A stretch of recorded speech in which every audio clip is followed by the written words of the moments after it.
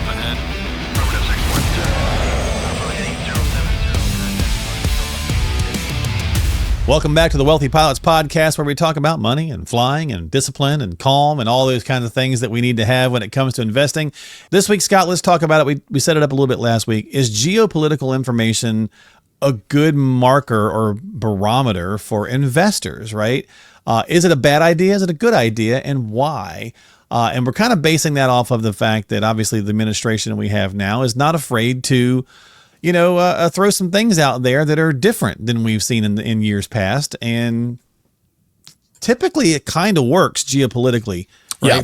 From as far as an economic standpoint, but it kind of makes you wonder, hey, how are things going to react to that? So let's talk about this week and how you doing, my friend? You doing all right? Yeah, really good. Really good. Yeah. I mean, the discussion on geopolitical issues / political issues is very interesting to me on letting that hop in the driver's seat for your investment thesis and your portfolio management. I will say, like, at least in the pilots I work with, Mark, it's not very common.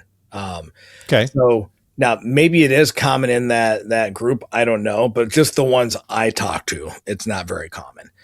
Where people are, very rarely am I having discussions around trying to keep people invested because there's a presidential election and that kind of thing. Now, that said, it happens all the time, though. I mean, it's a very common apprehension, I think, that people get around, hey, there's these geopolitical issues. There's, new presidential policy coming out. There's a new presidential election. Hey, maybe I'm going to wait until the Senate and House turn over a little bit. And I mean, if you're looking to not invest, you can always find something going on to get you reasons to not invest.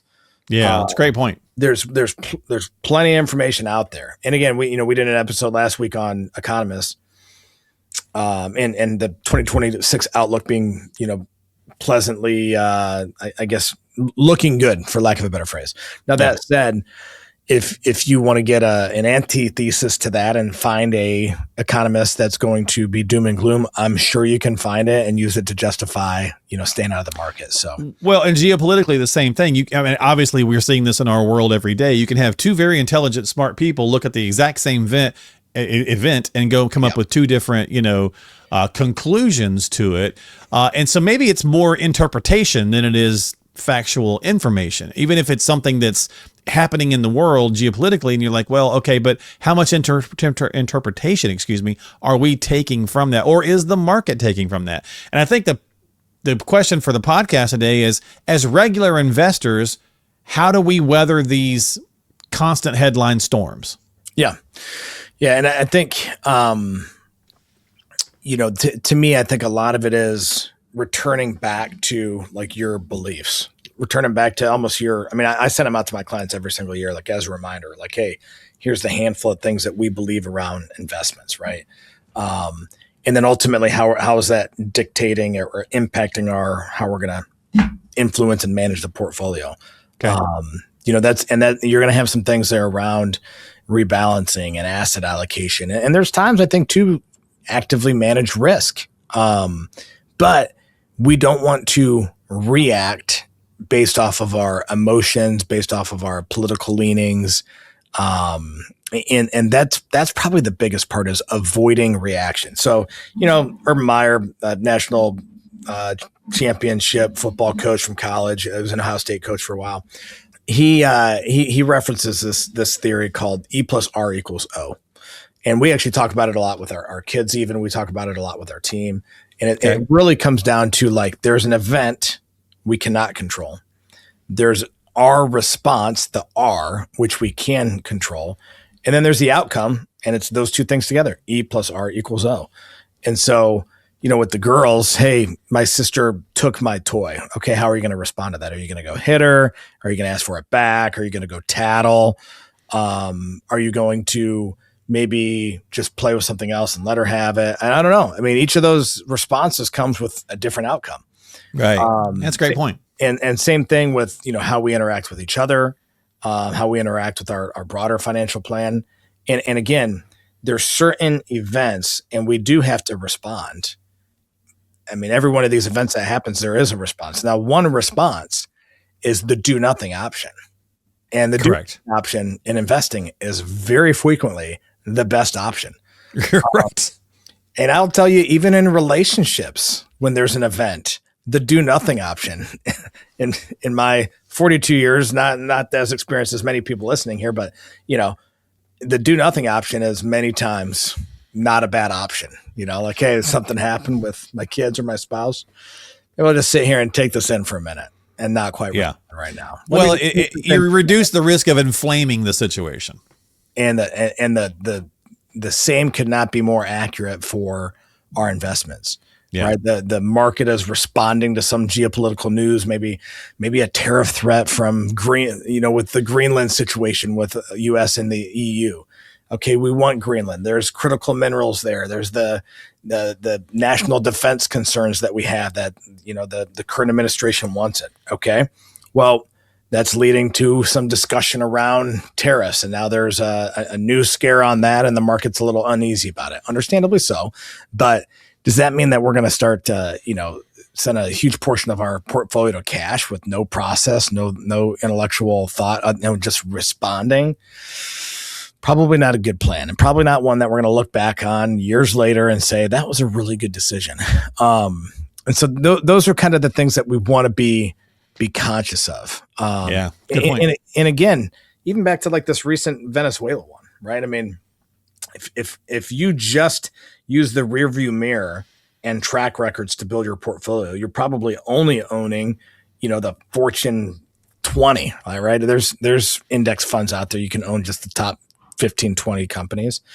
Well, you'd miss out on a good bit of spike of energy stocks, boosting through that just by holding the broader market indexes and letting these geopolitical things, sometimes they hurt us, sometimes they help us. But again, like we've said before, long term, if we zoom out far enough, this thing's pretty much in a straight line up and to the right. If you zoom in close enough, like that to me is like, okay, well, how close do we want to look? Yeah. Is it day by day? Do we want to get out of the market day by day? Well, no, I don't want to be that active. Well, was it month by month? Is it year by year? Yep. When is it? What is that time frame? And then you're talking about timing, and timing kills typically. It doesn't typically save the day. It's pretty hard to time it. It is. And again, if we can use some rebalancing, maybe when things get overpriced to go into something more conservative or a different asset class.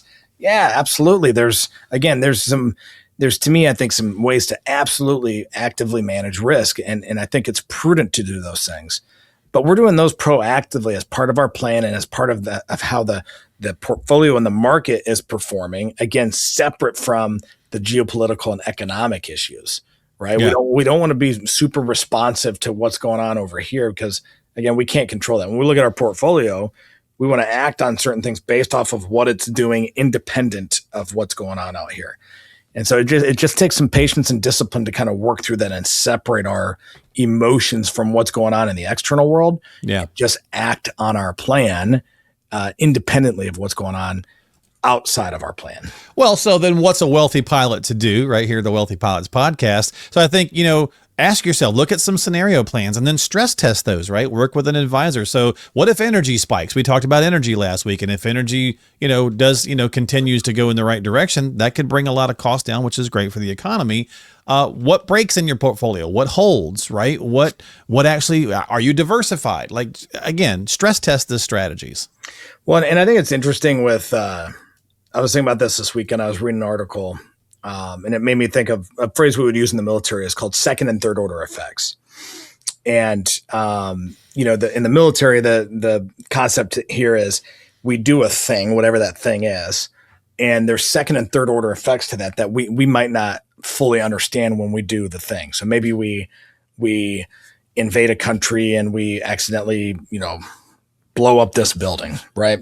Because we thought bad guys were there. Okay, well, the second and third order effects are we start to realize like, oh shoot, that was a holy site or something, and we didn't realize, and then now it's created more enemies against us because we didn't fully understand what was happening there. Similarly, in the economy, we have things like, this, what is it? The Govi or whatever the weight loss drug is. Oh, yeah, Ozempic, yeah. right. All of the, those, yeah. Yeah. All the Ozempics and all that. So, this is big for pharma. Billions. I'll ask you, Billions. Mark, that's huge for pharma. Okay. How is that beneficial for the airlines? How do you think? I have no clue. Okay. Somewhere between 2 and 4% increase or decrease in fuel costs is what's expected for all the major airlines, because Okay. why? Everybody less weighs weight. Less weight. Yeah, makes sense. Right. Well, it's when you get on those puddle jumpers, right? One of the questions they ask you is, how much do you weigh? They put 6 or 7 people on there because they have to have the right amount of weight. So that makes total sense. And so it's most times when you get the information for a second or third order effect after the fact, you're like, oh, duh. Yeah, they always make sense. Oh, shoot. I would have known that building was important. We wouldn't have blown it up. Yeah, I mean, you just point. I'm sitting there thinking, what does Wegovy or whatever have to do, or GLP-1s or whatever they're called, have to do with air travel? But the second you say it, you go, duh. Oh, duh, yeah. Okay, well, I mean, fuel costs huge in the airlines, right? I mean, sure. They implemented 0 projects and they're decreasing their fuel costs by 2 to 5%. I mean, it's significant to the bottom line, and that's going to help. I mean, that would be like a little tailwind for each of the stock prices for our beloved airline companies. So, I mean, all that to say, there's things like that are going on all the time that nobody has all of that information all at one time, but it impacts all these different aspects of the economy that impact these companies, that ultimately impacts the market, and the market's trying to lean in and interpret that data as forward looking as it can be. And so for us to sit on our computer and say, oh, I know better, and I'll be able to figure this out because of one key piece of information that's on the headline right now, I don't know. It's, in my opinion, to be blunt, it's a little prideful. And I think it can be something that's a little dangerous in terms of, it negatively impacting our compounding power over time. Yeah, exactly. Well, at the end of the day, right? I mean, hopefully we've started to learn to tune some of this stuff out. I mean, we talked about it last week. I think the market has certainly started to show that resiliency through the years. It's been a wild decade, really, as far as geopolitical news and the stuff all over the map. So I think it starts to kind of bake, and it does bake a lot of that stuff in. And it also says, okay, we're not going to overreact. It does, don't get me wrong, it does still overreact sometimes, but I think we've seen that with the government shutdowns and some other things. So we'll see how this plays out. At the end of the day, Scott, it comes down to, like with pilots, it comes down to having a checklist, I would think. Have your checklist of operations that you need to do before you take off and fly. Same thing with your finance and your portfolio. Yeah, I mean, and I'll give you an example. I like this example from 2025. The new president started tweeting out about, and reporting out and press conferencing out about the tariff policy. Significant negative impacts to the market very quick. Huge downturn in the market very quick. And so, I think some portfolio managers, I know some of ours, as that happened, our equities or our U.S. equities were down and our international was up. And I'm not looking at any emotions here. I'm looking at the portfolio thresholds and the system that we've created. And we're saying, okay, this is out of the tolerance that we want. So we're going to skim some of that profit off of international. We're going to buy some of that US and levelize it. And you just happen to do that a few days before Trump tweets on we've come to an agreement, and then US comes rip roaring back. Well, hey, that's a pretty good practice to sell high and then buy low. But again, that's not us trying to predict when this tweet is going to come out. It's reacting to your plan, and it's acting on your plan proactively. And I think we're rewarded for that. When we try to react to what the world that's going on around us too much, I think we pay the price for it. So great point. Great point. Well, so do you have a strategy? If not, you should get one, right? So if you got some questions, need some help, reach out to Scott, have a conversation about your situation specifically. That's really what it comes down to. We'll pop up that toolkit as well if you want to get started there. That's a great way to do that. But reach out to Scott. We'll have links in the show descriptions below. And don't forget to subscribe to us on Apple, Spotify, and of course right here on YouTube. Have a strategy, have a plan, and be careful of all the noise out there because there's a lot of it for sure. So Scott, thanks for hanging out, man. All right. Cheers. I always appreciate you. We'll see you next time here on the Wealthy Pilots Podcast with Scott Osborn. Hey everyone, real quick, if you haven't grabbed Scott's Financial Flight Control Toolkit yet, now is the time. This is packed with tons of helpful resources and tools like this, Scott's book, The Dichotomy of Wealth, which is a pilot's guide to maximizing wealth and cash flow in retirement. You also get access to some great guides like this one, Advice Matters, which breaks down 4 key ways a good financial advisor can help you boost your returns over time. And guides like this one on the pitfalls of emotions when it comes to investing, and this one on the HCM byline investment strategy, and more. So if you'd like your very own Financial Flight Control Toolkit, just click the link in today's show description, and Scott and the team will be happy to get one sent your way at absolutely no cost to you.